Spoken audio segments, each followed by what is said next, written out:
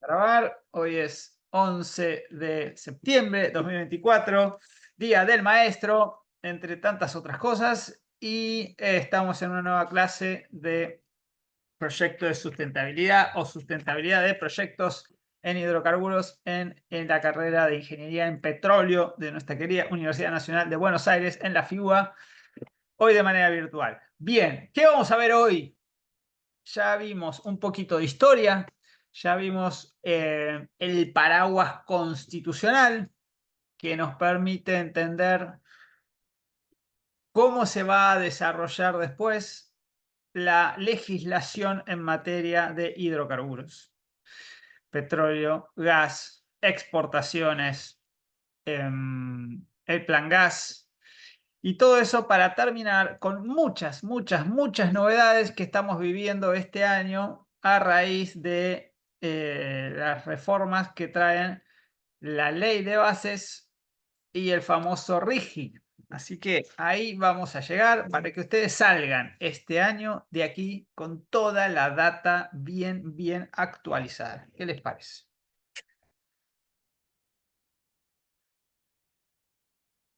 ¿No les parece nada? Bueno, no les parece nada. Tucutún. Ahí vamos, por aquí.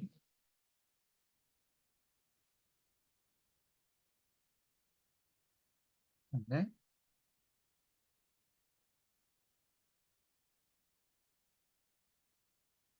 Ahora sí. Bueno, voy a poner mi puntero láser. Bueno, entonces, marco regulatorio de los hidrocarburos. ¿A alguien le suena qué es una concesión? ¿Cuánto tiempo dura? ¿Cómo opera en la práctica? ¿Quién la da? ¿Esas cosas tienen alguna idea? ¿Escucharon algo alguna vez? No es como el permiso que le otorgan las provincias a las empresas para explotar el suelo y es durante, ay, no sé 30 exactamente años. cuánto tiempo, sí, 30 años aproximadamente. Bien, 30 años, muy bien, bien, Lilian. ¿Qué más? Dijimos permiso, ¿sí? Eso es, ya tenemos un dato ahí, que es un permiso. Vamos a ver qué será un permiso. Dijimos 30 años, quiere decir que tengo una extensión. ¿Por qué? Ah, ahí está. Tengo una duración del permiso. ¿Qué más? Dijimos provincias. Entonces voy a tener una autoridad de aplicación. ¿Qué Tenés la más? posibilidad también, como decía Lilian, que no sé si vendría a ser un contrato, pero cuando se termina la concesión, tenés la posibilidad de poder renovarla en algunos casos. Posibilidad de renovarla, bien, de prórroga. Ahí tenemos el tema de la prórroga, bien, otro tema vinculado. Bueno, bastante hemos sacado así, sin adentrarnos. Vamos a ver qué nos depara. Ustedes ya tuvieron esa primera introducción rápida a la historia de los hidrocarburos. Hay autores y entre ellos se destaca Jorge La Peña, que fue secretario de Energía y es un referente del sector, del radicalismo en particular, que dice que hay dos grandes periodos en nuestra historia petrolera. Uno caracterizado por la... Santiago a la banda. Por ahí. Ahí está. Bien. Uno caracterizado por una fuerte presencia estatal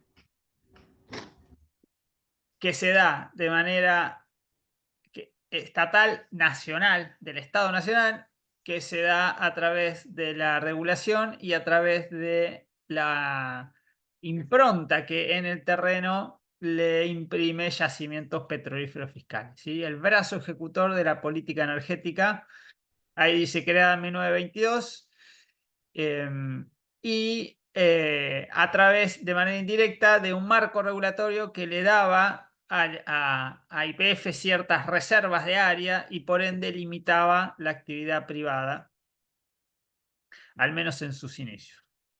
Lo veo a Santiago Agustín que se suma a la banda. Bien, en los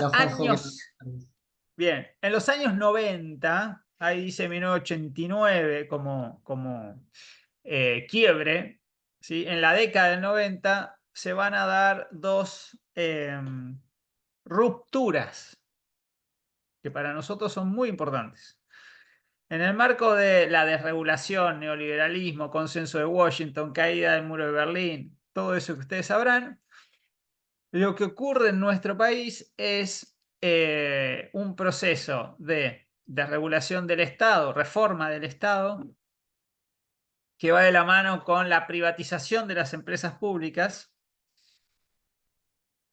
Y junto a eso, que es el primer quiebre, ¿no? Que va a desaparecer al final de esa década, pero acá vamos a ver un proceso, va a desaparecer la principal herramienta de ejecución, que era YPF, Yacimientos Petrolíferos Fiscales. Primero se la va a transformar en sociedad anónima y después se la va a terminar vendiendo a Repsol. Y el segundo quiebre es el traspaso del dominio de los hidrocarburos de la nación a las provincias. Hasta ese momento, las provincias habían tenido muy poca injerencia, muy al principio algo, y después ya tomó la batuta el Estado Nacional, YPF, y las provincias no tuvieron intervención en ese sentido, pero en los años 90 se da un cambio que se va a plasmar en la reforma constitucional, primero, de 1994, se cumplen 30 años, y luego en el artículo 124 que vimos la semana pasada, y luego en la ley corta, que no sé si la habrán escuchado, que es de fines del año 2006, principio de 2007, y que va a concretar, hacer de manera operativa ese cambio de la nación a las provincias, como autoridad de aplicación de lo que recién hablábamos, que son los permisos de exploración y las concesiones de explotación. Esos dos cambios que en la práctica hacen que el Estado Nacional pierda fuerza en el sector, se va a revertir parcialmente a partir del año 2012. ¿Qué va a pasar en el año 2012? Se va a sancionar otra ley que es la de acá 2012 de soberanía hidrocarburífera, cuando se expropia la mayoría accionaria de YPF, y con una serie de medidas el Estado Nacional intenta, bueno, tener mayor vigor en el sector.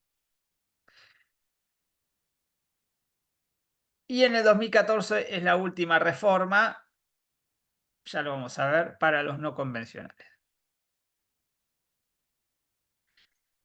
Ya vimos la Constitución. La Constitución nos dice que los recursos naturales se pueden explotar, pero que hay que hacerlo de manera racional y sustentable. También nos dice que los recursos naturales son de dominio originario de las provincias. También nos dice que el Código de Minería lo dicta el Congreso de la Nación, y ahí adentro está la legislación de hidrocarburos contenida. Eso lo ratifica la Corte Suprema en un fallo del año 79. Mendoza con Estado Nacional, Mendoza contra YPF. Y también nos dice la también nos dice la Constitución Nacional que el Congreso de la Nación podrá dictar programas de estímulo o dar concesiones, privilegios, etcétera, para lograr el desarrollo, la prosperidad, el bienestar. Luego se le agregó el desarrollo humano, revertir asimetrías entre provincias y regiones, etc. O sea, llevar adelante actividades proactivas, ¿no? A través de leyes positivas. Bueno, ese es el gran marco constitucional que siempre tenemos que tener a la vista,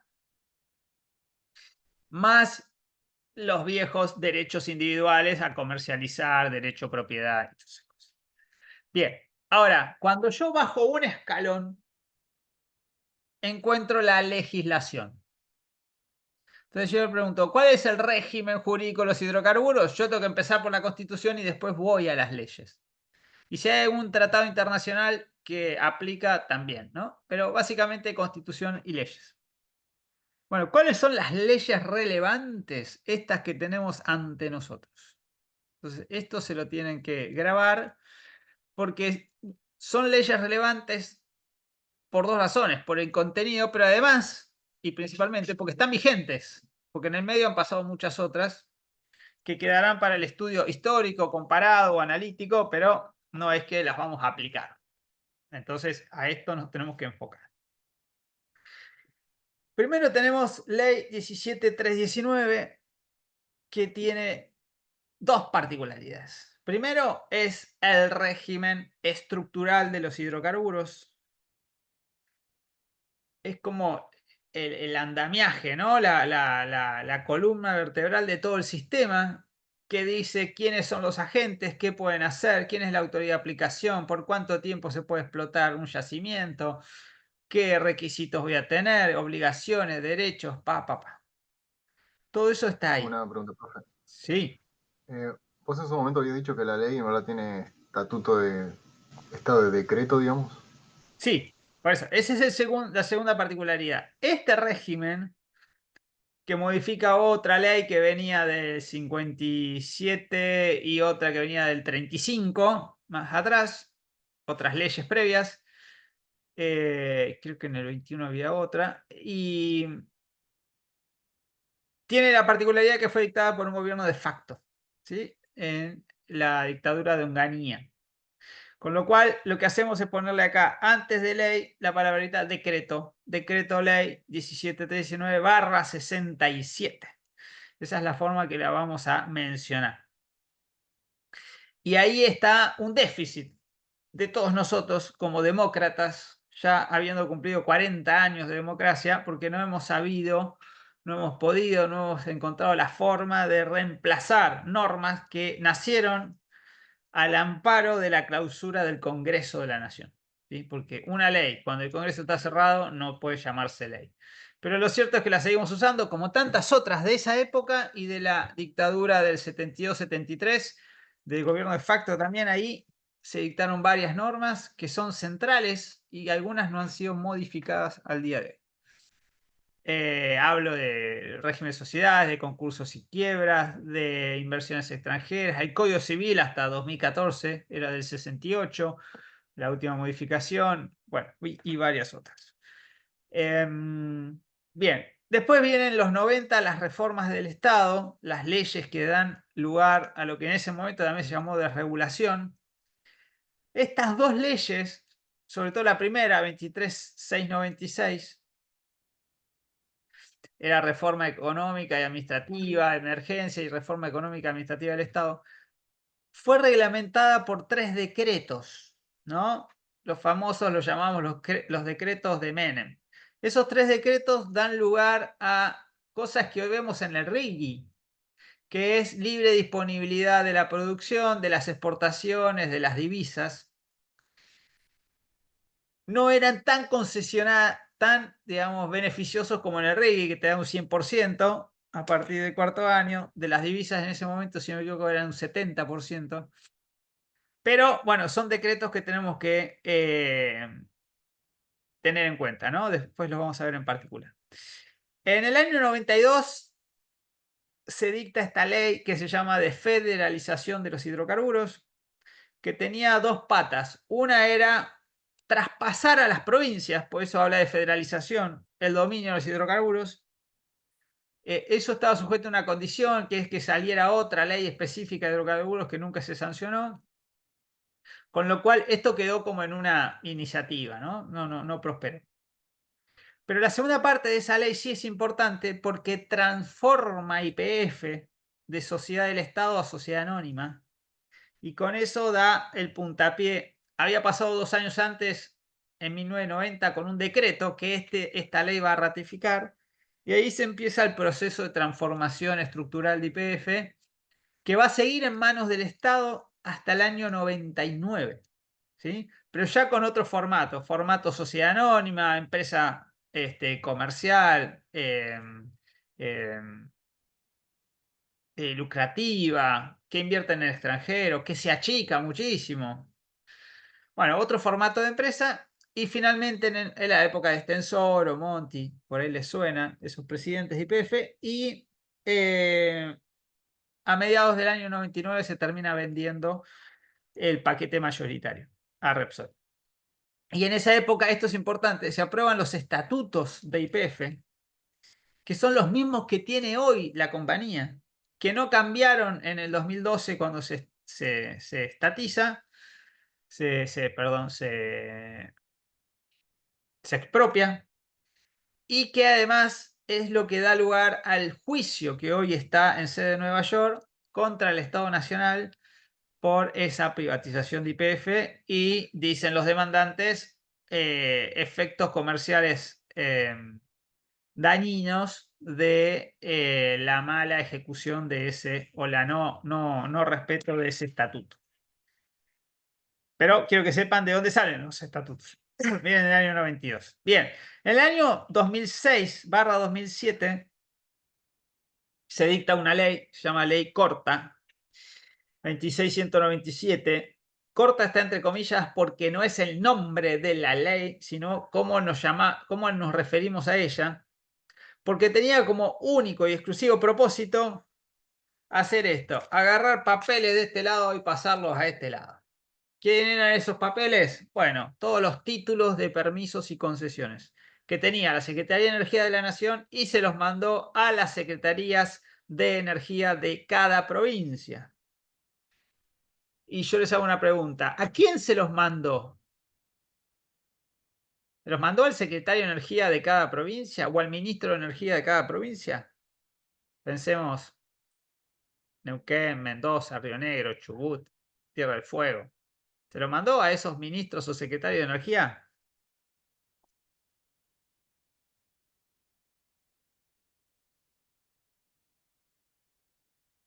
¿Qué piensan?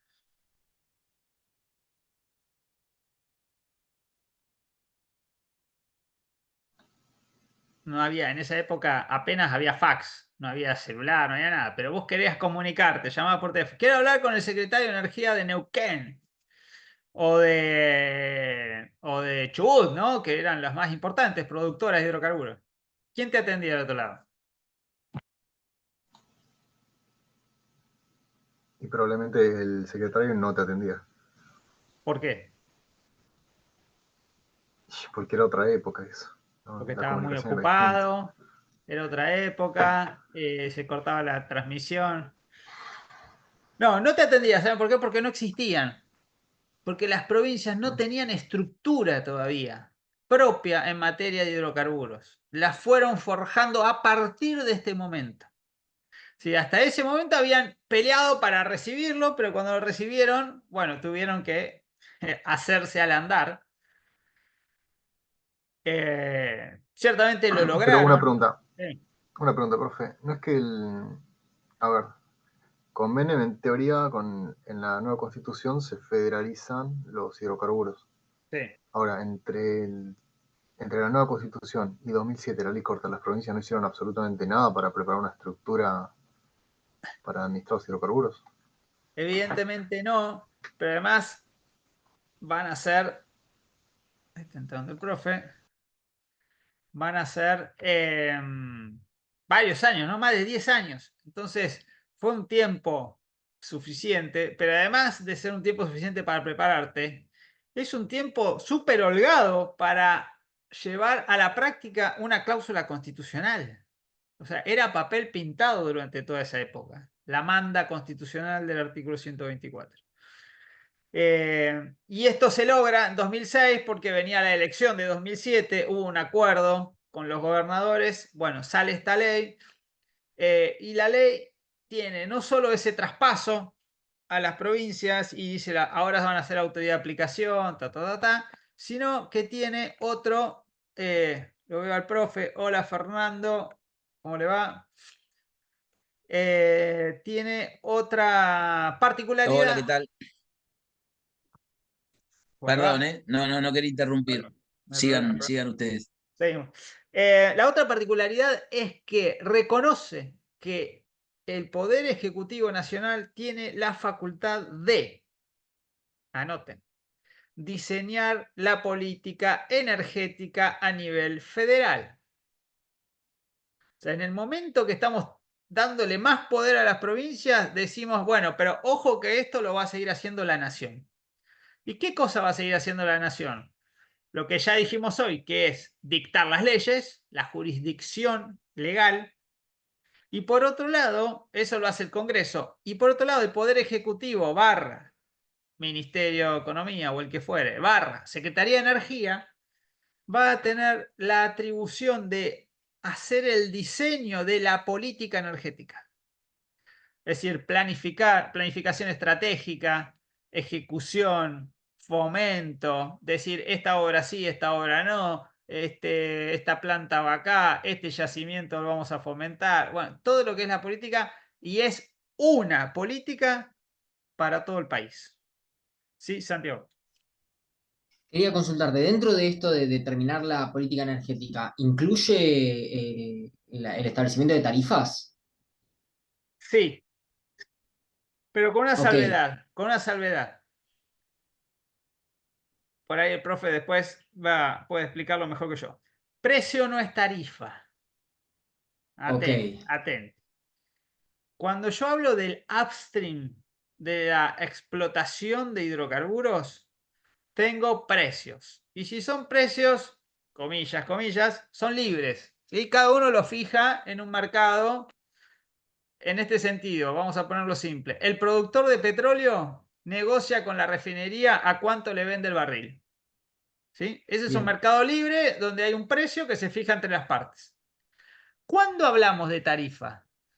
Cuando estoy en un segmento regulado, regulado por el Estado. Y acá van a aparecer dos segmentos que vienen después de la producción. Y en materia de electricidad y de gas. Electricidad lo dejamos afuera, gas. ¿Qué hay en gas? La producción de gas es libre, igual que la de petróleo, pero el transporte y la distribución de gas van a ser servicio público. Ya vamos a estudiar qué quiere decir ser servicio público. Pero una característica es que el ente regulador me fija la tarifa, ¿no? Entonces ahí ya no bien, puedo negociar porque es, lo que me aprobaron por un acto administrativo.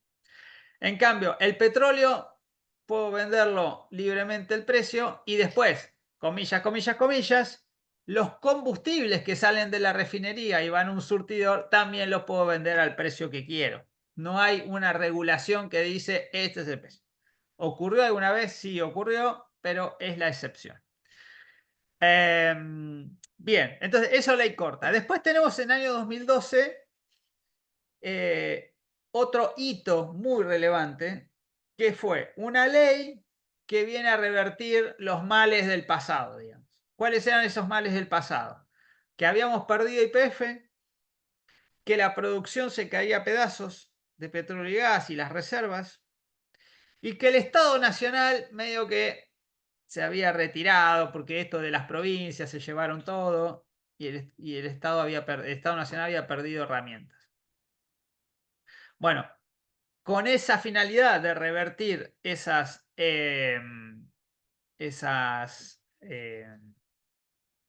falencias o anomalías, como le queramos llamar, se dicta esta ley que tuvo mucho apoyo parlamentario en su momento, que hace dos cosas. Declara interés público el autoabastecimiento de hidrocarburos y toda la cadena de valor, interés público nacional, y después expropia el 51% del paquete accionario YPF, que vuelve a ser mayoritariamente estatal, aunque sigue siendo una sociedad anónima abierta, que cotiza en bolsa, ¿sí? Bien, todo esto después lo vamos a profundizar. Ahora les estoy haciendo un paneo nomás. De la mano de esa ley sale un decreto cuando se hizo el acuerdo de YPF Chevron para ir a Vaca Muerta, y muy rápidamente la última ley que modifica el régimen de los hidrocarburos, que es la 27007, para ustedes es muy importante porque es el régimen de los no convencionales. Ahí aparece, no sé si habrán escuchado alguna vez, la SENCH. ¿Saben qué es una SENCH? ¿Les suena?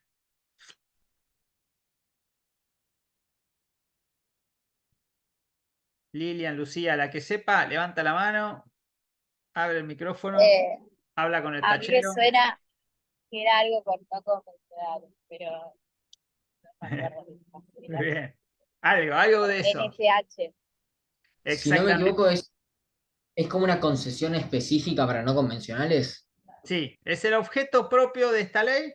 Se llama concesión de explotación no convencional de hidrocarburos. Ese título jurídico no existía en la 17319, existía para convencional, que en esa época no se llamaba así, porque no había convencional y no convencional. Era explotación de hidrocarburos. Bueno, ahora a este le llamamos no convencional y al viejo lo rebautizamos como convencional.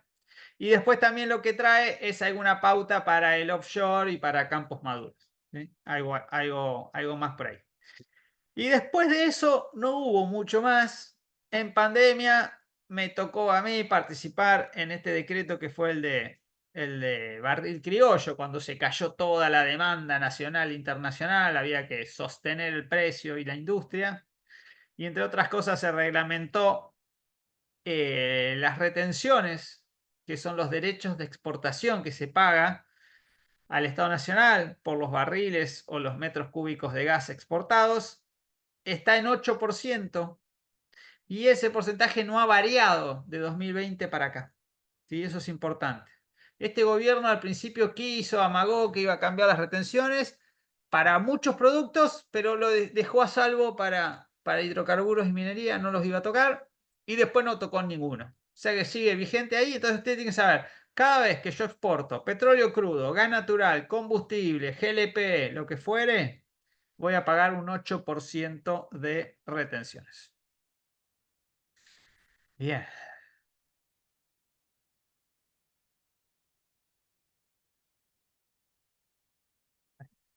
Entonces, ahora nos vamos a meter específicamente con el dominio de los hidrocarburos. ¿Qué es el dominio? Bueno, ser dueño, ser titular. ¿De qué? Del hidrocarburo. ¿Que está dónde? En el subsuelo. Entonces estamos hablando de lo que pasa del suelo para abajo, de la superficie para abajo. ¿Quién es el dueño del subsuelo argentino? Bueno, la respuesta es pura, simple, directa y no hay ninguna duda. El dueño del subsuelo es el Estado. Lo fue siempre, desde sus inicios. Y nunca cambió. Si yo digo el Estado, estoy diciendo, por oposición, que no puede serlo un privado. ¿Sí? Y un privado son todos ustedes en sus casas y cualquier particular que tenga un terreno. Ese particular, ustedes en sus casas, van a ser dueños del suelo, es decir, de la superficie. Y hay quienes dicen eso se proyecta al espacio aéreo, pero no hacia abajo. Hacia abajo es el Estado. Lo que sí es más complicado y tengo que discernir es si va a ser el Estado Nacional o las provincias. ¿Sí? Ahí puedo tener más dudas, sobre todo por esto que les digo que ha cambiado, ¿no? Históricamente era el Estado Nacional y en algún momento decidimos, no, mejor que sea cada uno de las unidades subnacionales. Bien, eso es lo primero. Lo segundo, ¿qué es el dominio? Bueno, hay una disputa interpretativa, doctrinaria, histórica, ¿no? Sobre qué entra dentro de ese dominio, si dominio va junto con la jurisdicción, quiere decir regular el uso de el uso y disposición de ese bien del cual soy titular. Por lo general, dominio y jurisdicción van de la mano, aunque podría darse otra situación. Y después se habla de dominio eminente, que es un concepto que viene del derecho de la corona española, ¿no? De las regalías del rey, el derecho minero como el sustento de este dominio minente. Estaba pensado para las minas. Piensen que el Código de Minería es de 1886, acá lo tenemos, y nosotros descubrimos petróleo, bueno, 1907, ¿sí? O sea, pasó tiempo. Bien, entonces, ¿qué es dominio y de quién es ese dominio? Son las dos preguntas. Claro, siempre dijimos, bueno, dominio eminente del Estado Nacional. Esa era la respuesta y con eso anduvimos y nadie se preocupó demasiado. ¿Hasta cuándo? Hasta que decidimos pasarle a las provincias el dominio, en el 94. En ese momento, los constituyentes tuvieron que decidir qué tipo de dominio le voy a pasar a las provincias, ¿sí? Y ahí se armó una gran discusión. Pero ahora voy a llegar ahí. Avanzo con esto. Constitución histórica no tiene ninguna norma expresa sobre recursos naturales. Lo poco que hay vimos que es del 94, pero de la vieja no decía gran cosa. Código de Minería, lo importante del código es que lo dicta el Congreso de la Nación y adentro está la regulación de hidrocarburos. Habla del dominio privado de las minas, quiere decir que el Estado es dueño del subsuelo, pero después lo tiene que dar en concesión a un privado para que lo explote. Por eso, como lo debía hacer un privado, cuando se descubre hidrocarburos, enseguida se dice, no, esto lo va a hacer el Estado, y hay una reserva de 5.000 leguas alrededor del pozo donde se descubre en Comodoro, y se hace con la ley de tierras fiscales. Ley de suelos, ley de tierras fiscales, que es como que regula no el subsuelo, sino lo que está arriba. ¿Sí? Pero se autoriza, fíjense, Dirección General de Explotación de Petróleo de Comodoro Rivadavia. ¿Qué es esa dirección? ¿A qué les suena?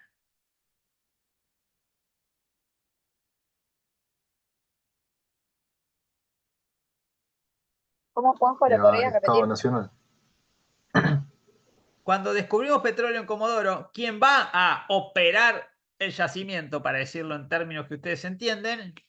Es esta dirección. Se encomienda a esta dirección que vaya allá a Comodoro con las máquinas, los fierros y empieza a sacar ahí lo que hay. Esa dirección se llamaba Dirección General de Explotación de Petróleo de Comodoro Rivadavia, pero era del Estado Nacional.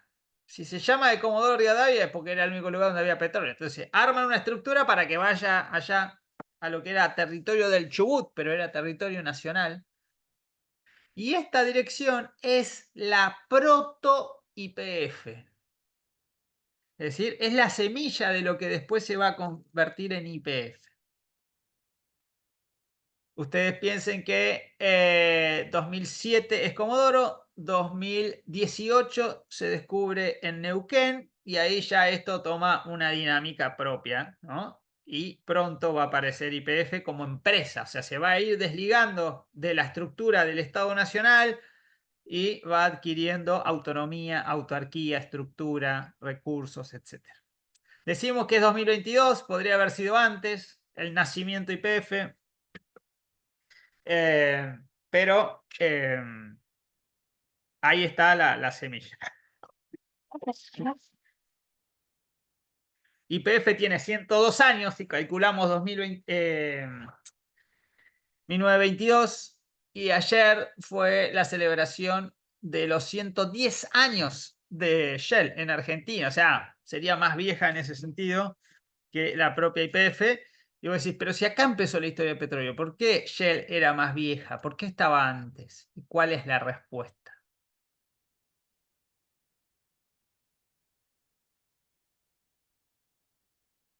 ¿Qué hacía Shell? Importaba Refinado en ese momento. ¿Importaba qué? combustibles ya refinados y los vendía. Importaba combustibles refinados y lo vendía, y después se va a poner su propia refinería.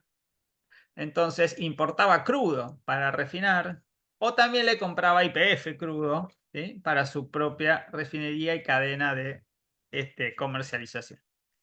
Bien, avanzo. En el 35, primera ley de hidrocarburos. Al solo efecto que sepan que existió la primera ley integral, seguía hablando dominio privado de la nación o las provincias, modificó este código de minería.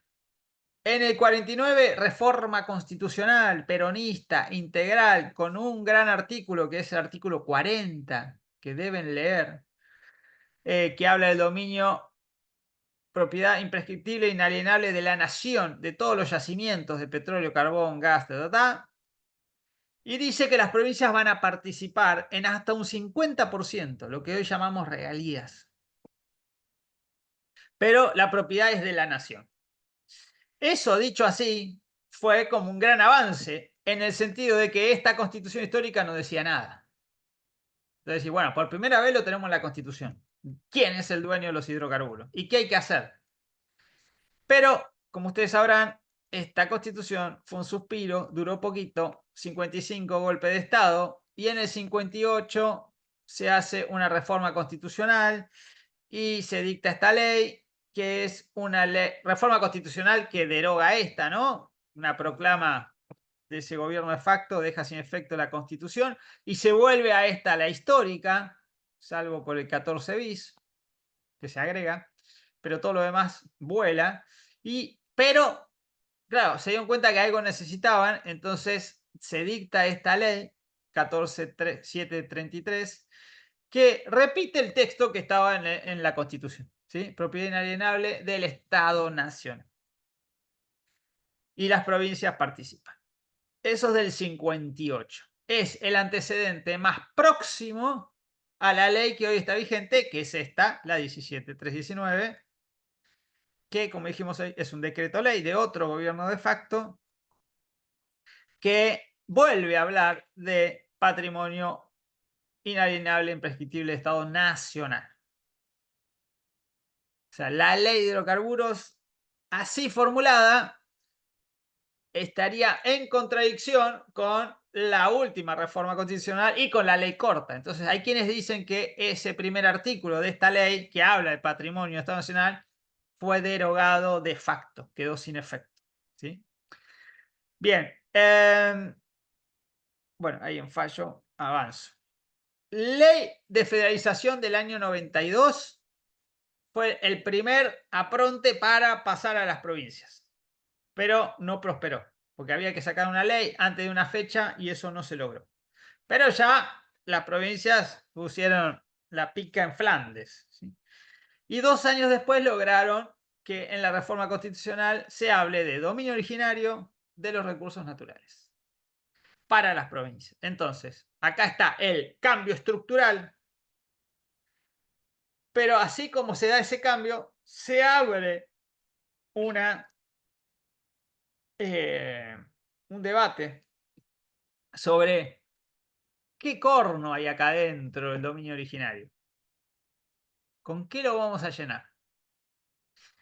Entonces yo se las voy a hacer muy corta, porque me llevó 600 páginas de mi tesis.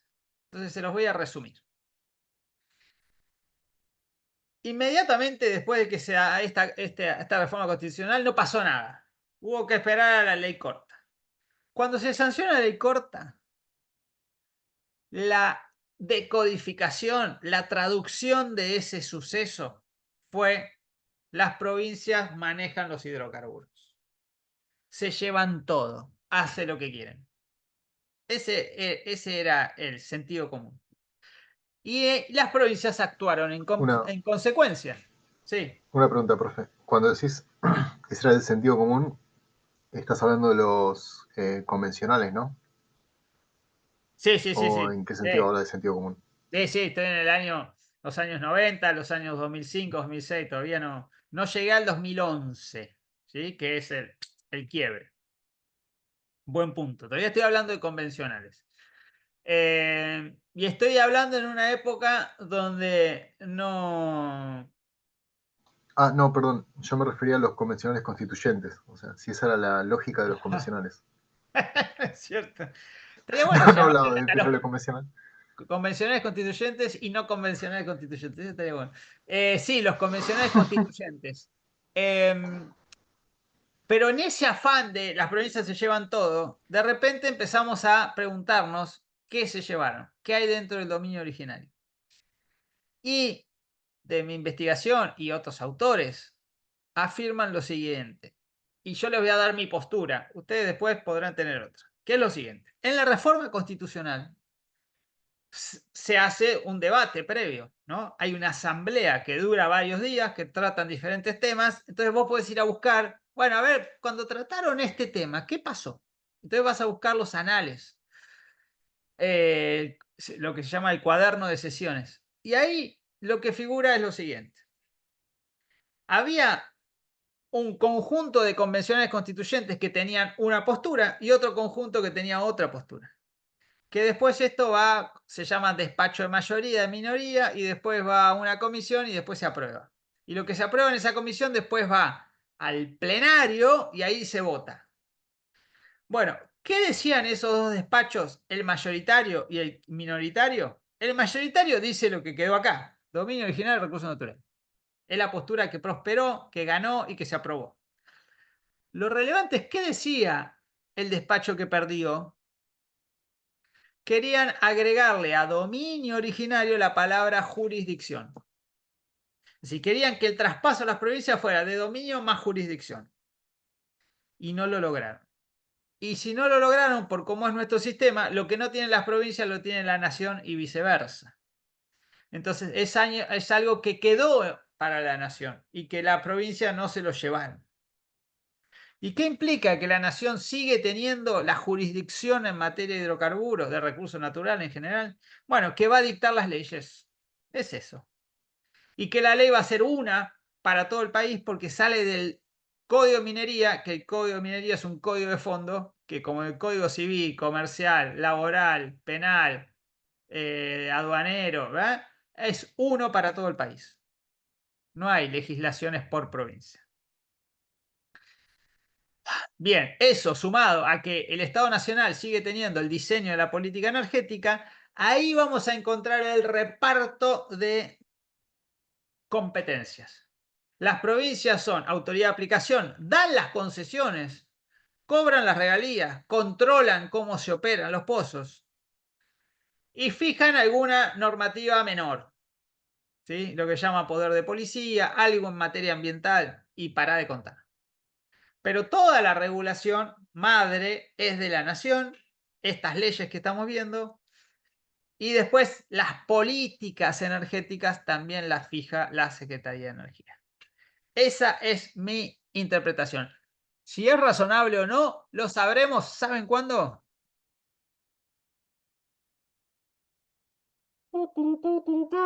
El 30, falta poco y cada vez tengo más nervios. Así que ya les estaré avisando porque va a ser un momento bisagra en mi vida. Bien. Ley corta, 2006-2007, diciembre 2006-2007. ¿Qué hacemos con esta ley? Concretamos el traspaso. ¿Cuál es la conclusión? Que las provincias van a poder hacer todo esto. Se les transfieren los permisos, se les transfieren las concesiones. Las provincias van a ser contraparte de los permisos y concesiones. Van a controlar y fiscalizar, tener un régimen sancionatorio, ver que se cumplan los contratos. ¿Sí? Todo eso está en la ley 26.197. A partir de las provincias, ¿qué empezaron a hacer? Bueno, fijaron montos de canon, indemnización, multas. Algunas cosas que estaban previstas y otras cosas que empezaron como a estirar. Y como nadie les ponía un freno, siguieron estirando. En el año 2011, la Corte Suprema dicta un fallo, Chevron, que no hay que confundir con el de YPF Chevron, que se llama Giustiniani, el fallo. Este es el fallo YPF Chevron por regalías, y ahí lo que ratifica la Corte Máximo Tribunal Jurisdiccional es que la jurisdicción está en cabeza del Estado Nacional y el diseño de la política energética. Ese es el principal antecedente judicial de toda esta postura. Había algunos fallos más viejos del 77, 79 y del 88, y después de la nueva camada es este de Chevron. Bien, después viene el año 2012 la ley de soberanía hidrocarburífera 26741. Tienen el artículo 1. ¿Quién me escribió? Chat. Que que estaba Lucía llegando a casa. En el artículo 1 dice que hay, declara de interés público nacional el autoabastecimiento de hidrocarburos y toda la cadena, desde la producción hasta la comercialización. ¿Por qué nos interesa este artículo 1? Porque plasma una tradición que venía del año 67 que se resume en la siguiente regla que ustedes tienen que saber. ¿Cuál es la regla? En materia de hidrocarburos en nuestro país, que la prioridad la tiene, de abastecimiento la tiene el mercado interno, la demanda local. Es decir, con tus recursos primarios, petróleo, gas, con los combustibles, vas a satisfacer la demanda nacional y después, solo después, y si hay excedente, vas a exportar. Esa regla es importante, pero no existe más, porque acaba de ser derogada por la ley de bases. Entonces, ya es historia esto. Perdón, Sebastián, ibas a hablar. Perdón, la ley bases derogó un artículo de esa ley, ¿no? Este artículo, el artículo 1. Solo el artículo 1. Bien. Después otras cosas quedaron. ¿Qué viene después del artículo 1? Las finalidades de la ley y lo que serían los principios de esa política energética que decíamos hoy, ¿no? Entonces, esos principios están acá, no fueron derogados. Y en la segunda parte de la ley está todo el capítulo YPF, que es como por lo que todo el mundo recuerda esta ley, por la expropiación de YPF.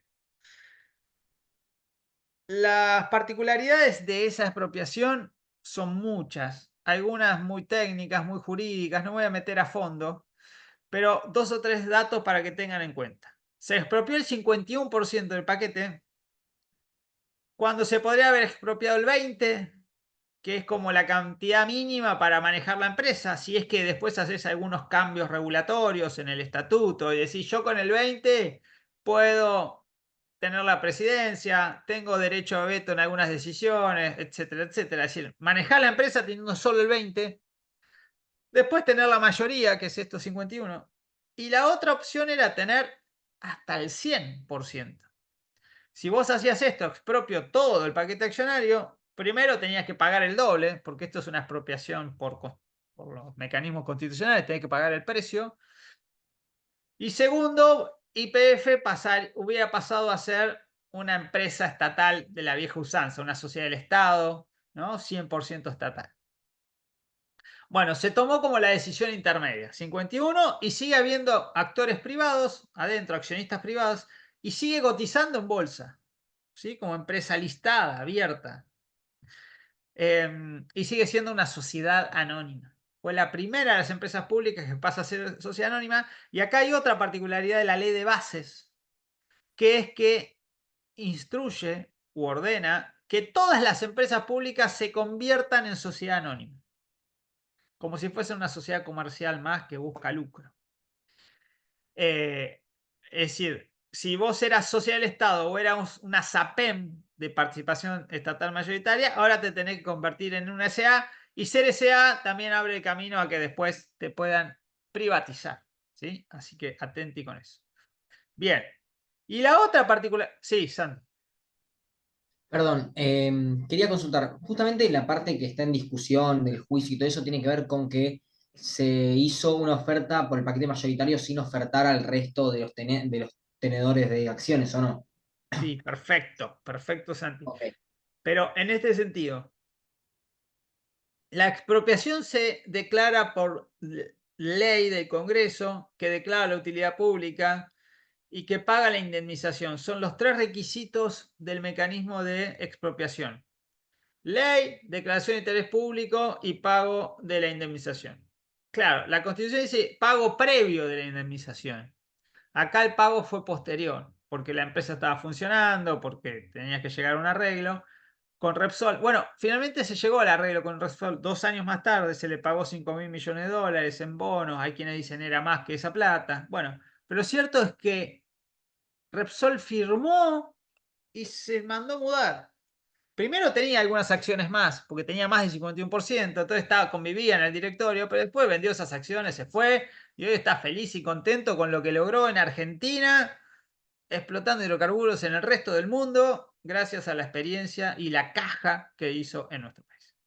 El problema no es con Repsol, el problema es con otros accionistas que habían ingresado a la compañía en 2008 y 2011, que eran nacionales, Grupo Petersen, de la familia Eskenazi, que habían entrado sin poner plata, entonces se endeudaron para pagar las deudas, remitían dividendos y cuando se expropia la compañía, esos dividendos no salieron más, no se pudieron pagar los créditos, se fueron a la quiebra y esa quiebra que estaba en Madrid, el síndico vende los derechos litigiosos, vienen los fondos de inversión, compran esos derechos, cruzan el Atlántico, se van a Nueva York y ahí inician el juicio. ¿Qué se debate en ese juicio? Para decirlo corto, si estuvo bien la expropiación o no. ¿Qué dice el Estado Nacional? Es un juicio contra el Estado Nacional. En un momento estaba YPF, después salió, pero básicamente es un juicio contra el Estado Nacional. ¿Qué dice el Estado Nacional? Che, esta decisión es soberana, la tomó el Congreso de la Nación, órgano soberano por antonomasia.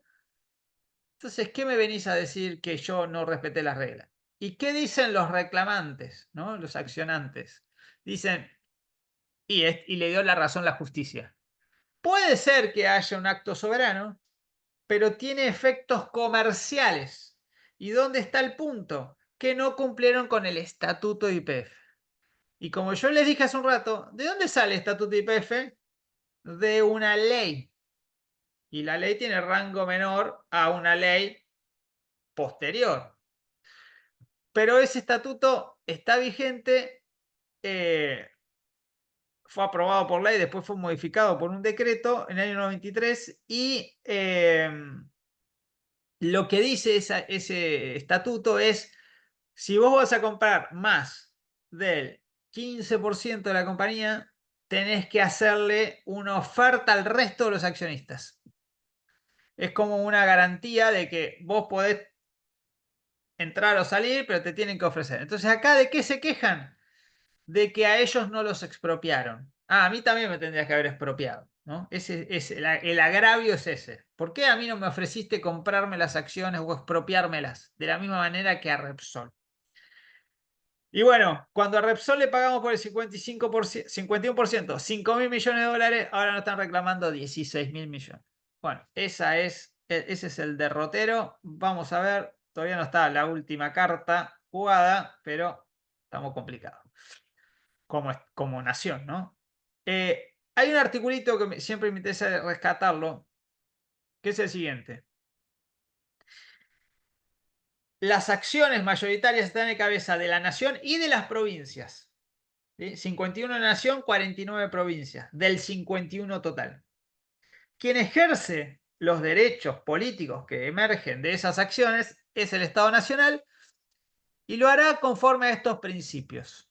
¿Esto qué quiere decir? Que si el Estado Nacional manda, ahí la vemos a Lucía, muy bien, manda, pone un director, un presidente y un CEO en la compañía,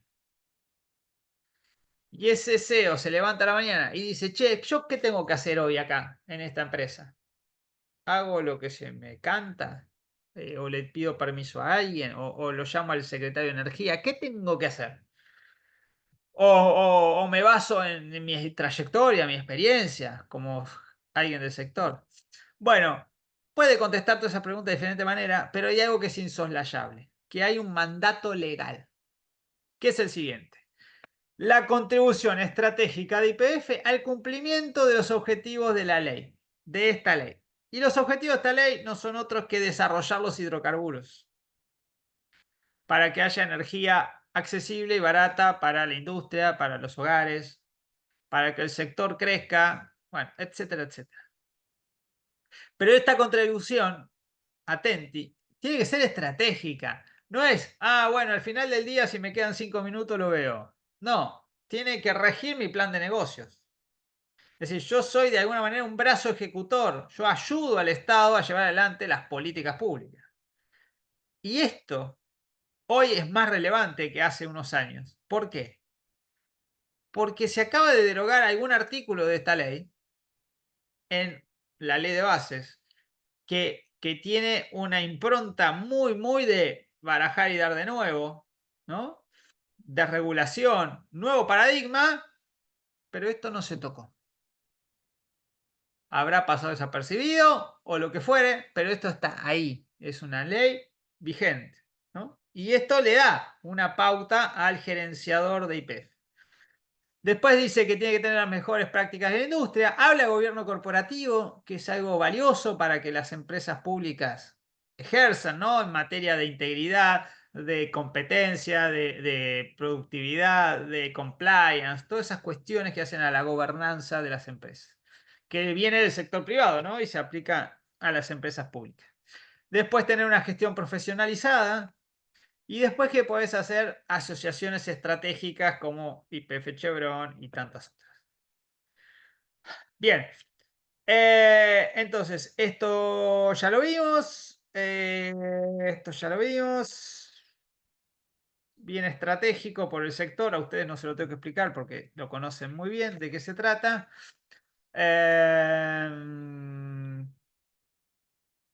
Esto que les decía, después del 94 y la ley corta, las provincias empezaron a dictar sus propias leyes de hidrocarburos. Algo que en principio no podían hacer, sin embargo avanzaron. Neuquén, Mendoza, Chubut, Santa Cruz. ¿Sí? Algunas al momento de dar las concesiones, bueno, hacían esas reformas legales. Lo primero que hicieron las provincias fueron las prórrogas. Lo primero que negociaron. Vos piensen que ley corta 2007 y a los 2 años empezaban a vencer concesiones. Entonces ahí es donde se pusieron las pilas, conformaron equipos, se pusieron a estudiar, etcétera, y se sentaron a negociar. Por primera vez las provincias negociaron con las empresas las prórrogas de las concesiones. Esto que fue 2008, 2009, sí, perdón. No, no, perdón, que yo te interrumpí.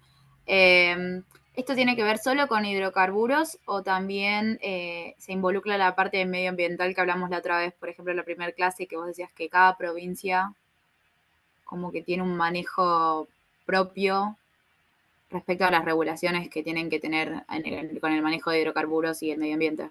Eso también está, pero va a venir después. Todavía no era un tema.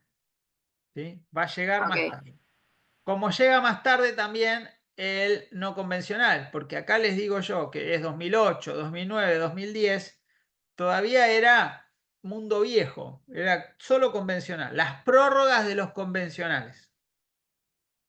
Y les doy un ejemplo, en el año 2000, en el año 2000, la ley corta es 2006, ¿no? En el año 2000, 2001, presidencia de Fernando de la Rúa, el Estado Nacional, antes de pasar a las provincias, todo esto del dominio, el Estado Nacional prorroga la concesión de Loma La Lata a YPF. Y esa es como de las últimas prórrogas que da el Estado Nacional. A partir de ahí las prórrogas las dio todas las provincias, ¿sí? Neuquén básicamente, más otras que vino. Bien.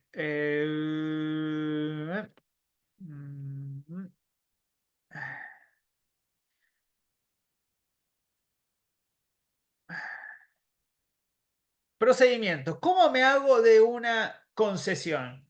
Nos juntamos nosotros, ustedes tienen mucho expertise técnico, yo estoy forrado en guita, entonces, bueno, ustedes ponen el know-how, yo pongo el capital, hacemos una empresa y decimos, che, queremos tener una concesión de hidrocarburos. Ahora que YPF se está yendo de muchas áreas, vamos nosotros y ganamos ahí. ¿Qué tenemos que hacer? Bueno, la regla, el principio general es que va a haber una licitación. Yo tengo que ganar una licitación. Y a partir de ganar una licitación me van a dar un título jurídico. Un título jurídico es una... ¿cómo se llama? Bueno, un título de privilegio. Que implica que yo solo voy a poder hacer algo. Que va a ser una concesión, no quiero usar la concesión, va a ser un otorgamiento exclusivo. Y voy a poder repeler a todo lo que se me quieran meter adentro. Y esto es por territorio, es decir, voy a tener delimitado una traza, ¿sí?, de un cuadrilátero, para llamarlo de una manera, lo que se llama el área. Ustedes habrán escuchado hablar mucho del área. Bueno, ¿cuál es el área de tal empresa, de tal otra? Que tienen nombres además. Pero lo que tiene es una delimitación catastral. Y eso es súper importante, porque ahí adentro mando yo, en exclusividad. No se comparte con nadie. Ni a los costados ni para abajo, ¿sí? Porque eso fue otra disputa que vino con el tiempo. ¿Puedo tener dos concesiones, una convencional y otra no convencional en el mismo horizonte, solo que voy más abajo o más arriba? Y eso hasta el día de hoy no ocurre. Es una sola concesión en el mismo área, para una sola empresa. Si yo tengo esa concesión, voy a tener un título jurídico que me va a permitir hacer cosas por un plazo. Esto es importante porque en minería no existen los plazos. En minería es vitalicio, in eternum. Acá en hidrocarburos tiene un plazo de 30 años en principio como horizonte. Y una vez que me dan la concesión, ¿qué puedo / debo hacer? Entonces ahí voy a tener obligaciones, básicamente de inversión. Después obviamente se van a sumar obligaciones de cuidado ambiental. Y después obligaciones económicas. Perdón, profe, una pregunta. Sí. No entendí la parte de prohibición de establecer reservas. Esto, ahora veis, pero termino con esto. Me van a exigir que yo invierta en desarrollo, en equipos, etcétera, y también me van a exigir que pague dos cosas. Primero que pague los tributos generales, ¿no? IVA, ingresos brutos, todo eso, ganancia, pero me van a exigir dos cosas. Una, que pague un canon y que pague regalías. La diferencia entre canon y regalías es que el canon se paga una sola vez al año por extensión territorial que yo tengo, por la cantidad de kilómetros o, como dicen ustedes los petroleros, por los acres que yo tengo. Y le pago a la provincia. En enero de cada año se paga por la extensión que yo tengo en mis títulos jurídicos. Diferente a las regalías, porque las regalías es por producción, por la cantidad de hidrocarburos que yo produzco y logro vender, y se paga todos los santos meses. ¿Sí? Primero es declaración jurada, después se hacen comprobaciones, ¿no? Mediciones, y en virtud de eso se paga a la provincia regalías del 12%, ¿sí?, del precio de venta, del precio percibido en la venta. 12% como regla, ¿no? Puede haber excepciones. Bien, y las empresas estatales, cuando yo voy a la 17.319, era una época donde YPF era muy fuerte, estaba gas del Estado y estaba yacimientos carboníferos fiscales. Estas tres empresas, pero sobre todo las dos primeras, tenían una impronta muy fuerte y además gozaban de beneficios. Y uno importante era esta reserva de área. Como yo les dije, la concesión es por una licitación que yo tengo que ganar, pero eso es para los privados. Para el Estado, para las empresas públicas, no. Venía al Estado y te decía, bueno, esto es para que vos lo explotes y acá no se te mete nadie. Y era como una adjudicación directa. Eso se llama reserva de área. Eso duró 100 años hasta que en 2014 se eliminó. En la 27007. ¿Sí? No hay posibilidad. Y la ley de bases en el régimen de los hidrocarburos, como para ir uniendo y trayendo la actualidad, tiene una norma genérica, no es para YPF, es para todas las empresas públicas, que dice no pueden tener ningún tipo de beneficio, privilegio, concesiones, O sea, las empresas públicas tienen que manejarse como un actor más en el mercado donde se desempeñan, ¿sí? Esa es la nueva regla. Bien, parte de lo que les dije. Permisos por concurso. Antes era de la nación, ahora son las provincias. Cada tanto hay novedades. Tal provincia, ahora Mendoza, Río Negro, sacan a licitación 5 áreas. Y eso es un concurso abierto y todos van ahí y ofrecen. Y el que ofrezca un canon más alto o tal condiciones de inversión o lo que fuere, bueno, se lo van a adjudicar. Después lo que puede haber un mercado secundario, que es una cesión. Yo tengo el título y te permito a vos entrar. Entonces compartimos. Es como que te vendo parte de mi participación. Eso se llama, en la jerga se llama, ya me va a salir. Bueno, tiene un nombre en inglés, no me sale. In, out, ya me va a salir. Que es la forma de que alguien ingrese sin haber ido a ese concurso. Bien, yo puedo tener un permiso de exploración que es para hacer cateo, prospección, sísmica, esas cosas que imagino que ustedes conocerán, para descubrir si hay hidrocarburos o no. Hago un pozo exploratorio, delineación, etc. Si tengo suerte y encuentro, hay manifestación de hidrocarburos, levanto la mano y le digo a la autoridad, mire, soy afortunado, y usted también, porque ahora va a cobrar regalías de los hidrocarburos que acabo de descubrir. Entonces, lo que hago es pedirle a esa misma autoridad que me conceda a mí el traspaso de un título que es permiso de exploración a otro título que es una concesión de explotación. Y ese área se declara como que comienza su comercialidad. Se declara la comercialidad del área. Con algunas particularidades, que acá lo vamos a ver. Empecemos con el permiso. Bueno, tengo algo de reconocimiento superficial, pero después tengo un permiso de exploración y 3 tipos de concesiones. La de explotación convencional, la de no convencional y una concesión de transporte de hidrocarburos. ¿Sí? Todo esto está en la 17.319. Acá lo tienen, fíjense. Bien, si me dan un permiso, yo puedo hacer tareas de exploración. El permiso es exclusivo, tiene un máximo de 10.000 kilómetros cuadrados. Todo vamos a ver que si es en el offshore va a tener alguna particularidad, ¿no? Diferente, acá es un poquito más. Fíjense cuánto dura un permiso de exploración. Tengo máximo 9 años que me lo van a dividir en 3 periodos.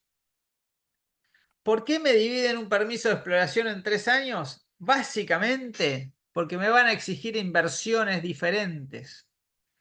Es como, bueno, mira, en el primer periodo hace sísmica, en el segundo periodo hacete un pozo, perforá un pozo exploratorio, bueno, y así, como que te van exigiendo diferentes acciones. ¿Y qué pasa si llego al 9º año y no encontré nada? Tengo que devolver el área al concedente, que es la provincia ahora, o el Estado Nacional si estoy hablando del offshore. A menos que decida pedir la prórroga. Che, ¿me dejas un tiempito más acá? Y esos son 5 años más. En pandemia, para el offshore, pasó que entre que no salían los permisos ambientales y que no se podía trabajar por la pandemia, se dieron extensiones, pero dentro de estos 9 años. Es como que se dio un waiver, pero fue como una particularidad de esa época. Una pregunta, profe. Sí. ¿Las condiciones para que haya prórroga, cuáles son? Nada, llevar un plan de negocio. Decir, no, voy a seguir invirtiendo para ver si encuentro. Básicamente es eso. Ah, Y seguir pagando el canon. Pero entonces, en total tengo 14 años, el máximo que puedo tener en un área explorando. Si al cabo de ese plazo no encontré nada, tengo que devolver el área y a otra cosa, maritos. Y básicamente la empresa va a ser la primera interesante devolverlo porque va a decir, acá no hay nada. No encontré. Pinché, como pasó ahora en el offshore con el Argerí, pinché, no había nada. Bueno, seguiré buscando por algún lado, pero... Ahora, ¿qué pasa si tengo suerte? Soy afortunado y descubro hidrocarburos. Lucía tiene la concesión y viene Sebastián y cuando ve que encuentra hidrocarburos, Sebastián es más grandote, tiene más espalda, más llegada de gobierno, una billetera más grande. Entonces dice, no, provincia, yo voy a explotar esta zona porque Lucía no lo va a hacer bien, entonces deme la concesión a mí. Y Lucía dice, sí, pero pará, que yo hice la exploración de riesgo. Me podía ir mal, pero yo la puse ahí para ver si salía o no salía. Yo tomé el riesgo. Bueno, ¿qué dice la legislación? ¿A quién le da la razón de los dos?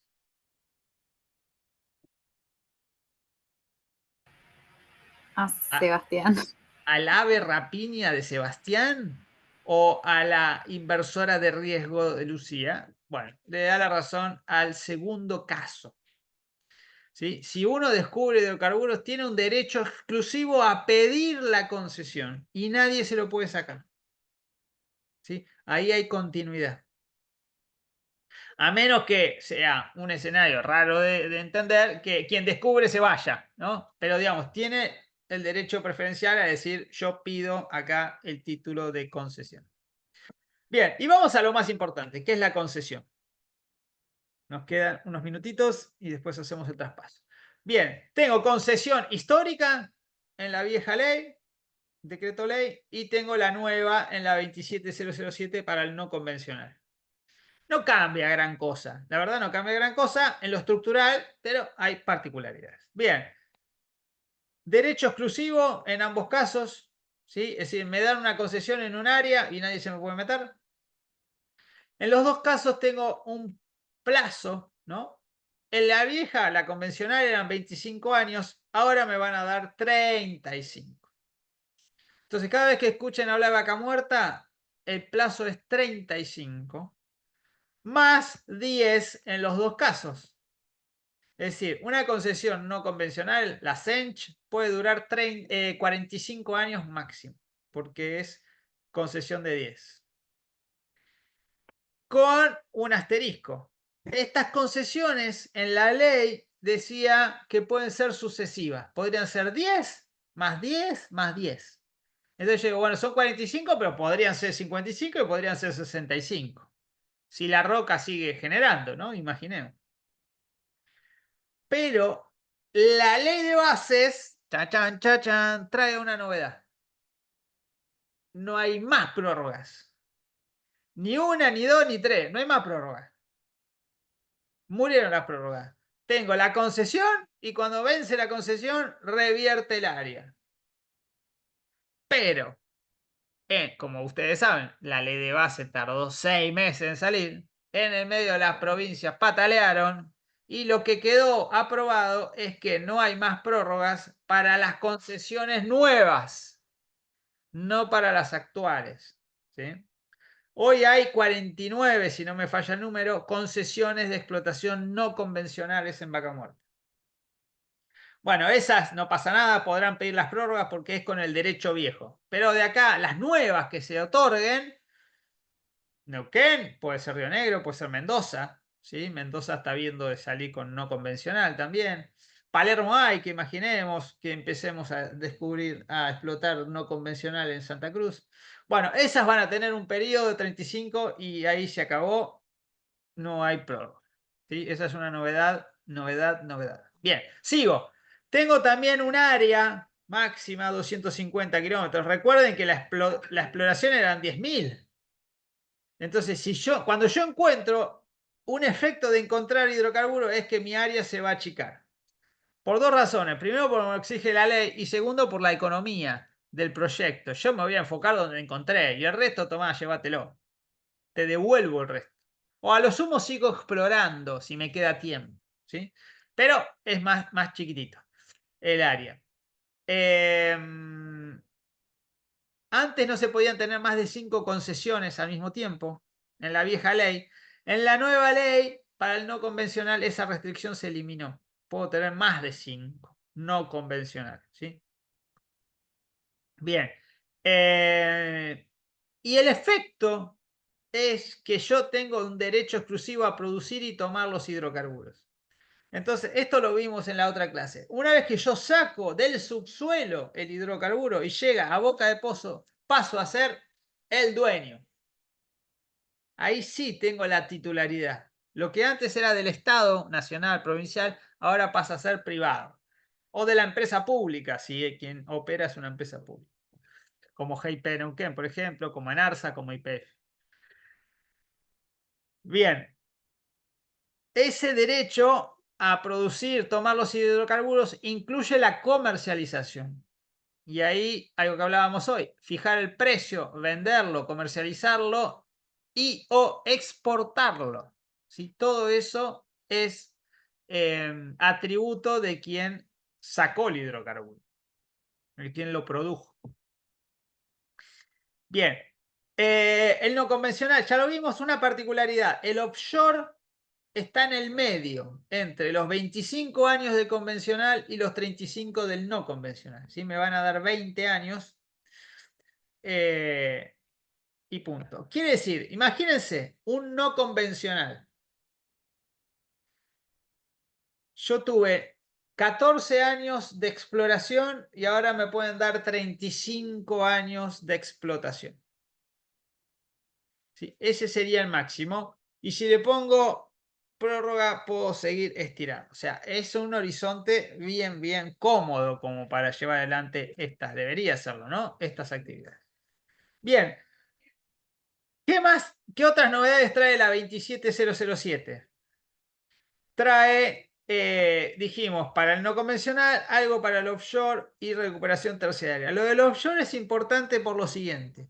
Hasta este momento, quien tenía los títulos jurídicos era ENARSA, Empresa Pública Nacional. Pero eso no funcionó. Por muchas razones que no viene al caso ahora, no funcionó. Entonces, en 2014, el Congreso decide que los títulos jurídicos que tenía ENARSA vuelvan a la Secretaría de Energía. Y eso es relevante porque a partir de ese suceso, la Secretaría de Energía armó la ronda de exploración offshore. La licitó, adjudicó y las empresas empezaron a explorar, a hacer sísmica. Después se hicieron las audiencias públicas luego de obtener los permisos ambientales. Y ahí estamos todos metidos hoy. ¿Sí? Entonces todo esto nace en la 27007 y vean los gobiernos que pasaron en el medio, ¿no? Esto es Cristina, después Macri, después Alberto y hoy Milei y todo eso sigue, ¿sí? Y se está, hola Lilian, y se está ejecutando. Pregunta, profe. Sí. En el caso en que ENARSA se haya quedado, esto que decía, los títulos jurídicos, entonces ENARSA habría sido la única empresa habilitada para explotar offshore. Lo era, pero como no tenía espalda, lo que trataba es buscar socios. Y hubo una ley que decía, como en Brasil con Petrobras, si vos querés ir al offshore tenés que ir con ENARSA. Y lo cierto es que nadie fue, no funcionó. Ese sistema no funcionó. ENARSA hizo muy poco, se asoció con Venezuela, con PDVSA, que el día de hoy siguen teniendo 2 áreas, si no me equivoco, y en 2021 le adjudicaron 1 o 2 más, calamar, salmón, alguna más, pero no ha tenido grandes efectos eso. Bien, y ya termino. ¿Qué me queda de acá? Para papam, papam. Acá aparece lo ambiental, pero muy lavado. Como diciendo, che, nación y provincias tienen que ponerse de acuerdo para sacar primero un pliego uniforme, un pliego modelo, para que sea el mismo pliego para todas las provincias. Eso no prosperó. Y después, en lo ambiental, creo que está por acá, hacer esto, una legislación ambiental uniforme que no salió. ¿Y saben qué dice la ley de bases de esto 2014? Estamos en 2024. La ley de bases dice lo mismo. Nación y provincias propendrán a sacar una legislación uniforme. Y el día de hoy no hay forma de que eso aparezca. Y las provincias han dictado normativa ambiental, en algunos casos extralimitándose. Después tengo normativa de la Secretaría de Energía vieja, que era de contenido ambiental, técnico ambiental, hidrocarburífero ambiental. Y después tengo reglamentaciones que empezó a sacar el Ministerio o Secretaría de Ambiente, ¿sí? más la secretaría, las provincias. O sea, ahí en lo ambiental tengo un mare magnum de normativa. Bien, esperen, las prórrogas lo que permiten es que cada vez que yo doy una prórroga subo regalías, 3%. Entonces, empiezo en el 12, puedo pasar al 15 y después puedo pasar hasta el 18. Yo le dije que podían ser muchas prórrogas. Cuando llego al 18, ahí frené. Ese es el techo. Más de 18 no puede haber. La ley de bases trae también una modificación. Dice, la base no va a ser 12, va a ser 15. Pero no es inamovible. En cada licitación, las propias empresas pueden ofrecer diferentes montos de regalías, que podrá ser más alto o podrá ser más bajo que los 12, que los 15, perdón. Entonces, de entrada es más, las provincias ganaron, pero podría ser menos según la licitación en particular. Bien, y ya estoy, ya terminé. Este es el texto ordenado de todo lo que yo les fui diciendo, de la vieja ley, de la 17319 y la 27007. Y nada más. La semana que viene nos pondremos a ver otras novedades de la ley de bases, los regímenes de exportación y después veremos el plan gas que van a tener que leer un montón. Santa. Quería hacer una consulta que es un poco particular, pero respecto a las concesiones de explotación, porque a mí siempre me surgió la duda de cómo es la relación entre la empresa que tiene el permiso de explotación y o sea, los privados que quizá tienen terrenos en esa superficie y que lo explotan, no sé, con agricultura o ese tipo, o sea, o con otra actividad económica. ¿Cómo es esa relación? O sea, ¿qué se le exige a la empresa? ¿Qué se le exige al que posee la tierra? ¿Cómo es eso? ¿O dónde está reglamentado eso? Primero te exigen que pagues. ¿Qué vas a pagar? Ok. Un canon, que se llama un derecho de servidumbre, que es un canon de uso de la tierra. Pero nada más.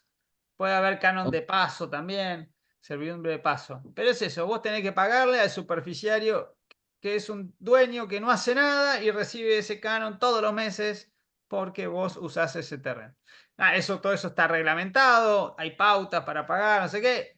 Tampoco no está exento de que hubo 1000 problemas. Pero bueno, es eso, ¿no? A nosotros no nos influye demasiado más que saber que tenés que pagar si estás. Puede ser una tierra fiscal o puede ser una tierra privada. Se pueden dar los dos casos. Entonces, tenés que pagar por usar esa tierra. ¿Sí? Que no tiene que ver, que es ley de tierras, ¿sí? No tiene que ver con el subsuelo. Eso es lo que reglamenta la provincia y es lo que decíamos hoy al principio. Bien. Buenísimo. Voy a frenar acá la grabación. Está el profe ahí.